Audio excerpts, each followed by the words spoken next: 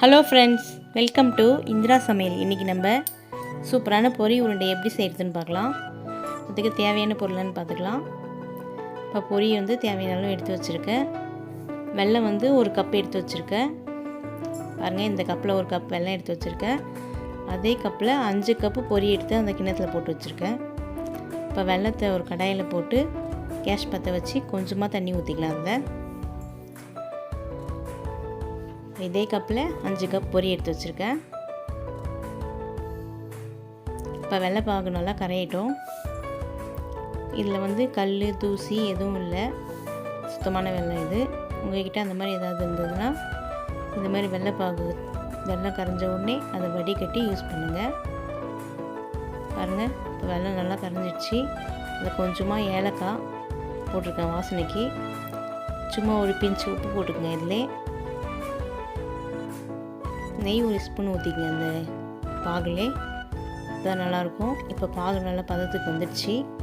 பாருங்கள், தண்ணியில் ஊற்றி இந்த மாதிரி பாருங்கள், ரொம்ப கட்டியாகாமல் கொஞ்சம் பிசு பிசுப்பாக இருக்குது. பாருங்கள், வெள்ளைப்பாகு உருட்டுனா உருட்டுற அளவுக்கு வருது. இப்போ போதும், வெள்ளைப்பாகு நல்லா காஞ்சிடுச்சு. இப்போ நம்ம எடுத்து வச்சுருக்க பொரியை போட்டு நல்லா கலந்து எடுத்து வச்சுக்கலாம்.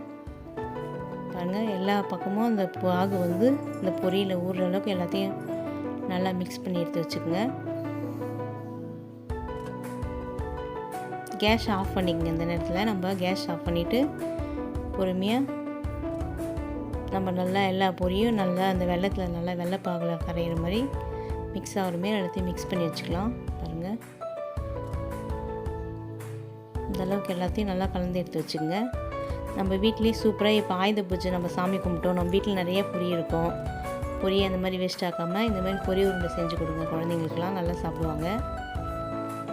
இப்போ நல்லா கலந்துட்டோம். நம்ம பொரியை எல்லாத்தையும் நல்லா போட்டுனா தான் பொரி நல்லா எல்லா பக்கமும் ஸ்வீட்டாக இருக்கும். நல்லா உருண்டை பிடிக்கவும் நல்லா வரும். பாருங்கள், எல்லாத்தையும் இந்த மாதிரி நல்லா கலந்து எடுத்து வச்சுக்கலாம்.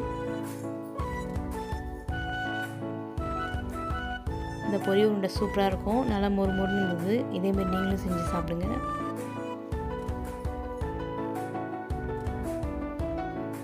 எல்லாத்தையும் கலந்துட்டேன்.